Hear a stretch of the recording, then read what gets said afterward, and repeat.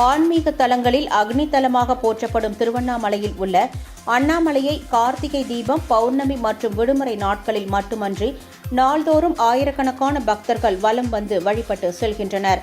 இந்த அண்ணாமலை மீது முயல்கள், நரிகள், காட்டுப் பன்றிகள் உள்ளிட்ட பல்வேறு வனவிலங்குகள் மட்டுமின்றி சித்தர்கள் பயன்படுத்தும் அரிய வகை மூலிகைச் செடிகளும் மரங்களும் உள்ளன.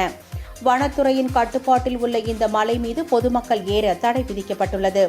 ஆனாலும் சிலர் அத்துமீறி மலை மீது ஏறிச் சென்று கஞ்சா, மதுபானம் அருந்துதல், அங்குள்ள செடி மரங்களுக்கு தீ வைத்தல் உள்ளிட்ட சமூக விரோத செயல்களில் ஈடுபடுகின்றனர். இந்நிலையில் நேற்று மாலை சமூக விரோதிகள் சிலர் கிரிவல பாதையில் உள்ள சிம்ம தீர்த்தத்தின் பின்பகுதியில் மலை மீது வைத்த தீ மளமளவென பரவி ஆயிரக்கணக்கான அரிய வகை மரங்களையும் மூலிகைகளையும் எரித்து சாம்பலாக்கியது. தகவல் அறிந்ததும் வனத்துறையினரும் தீயணைப்புத் துறையினரும் விரைந்து சென்று 5 மணி நேரத்திற்கும் மேலாக போராடி தீயை கட்டுக்குள் கொண்டு வந்தனர். இதுபோன்ற நிகழ்வுகள் மீண்டும் நடைபெறா வண்ணம் மாவட்ட நிர்வாகம் உரிய நடவடிக்கை எடுக்க வேண்டும் என பக்தர்கள் கோரிக்கை விடுத்துள்ளனர்.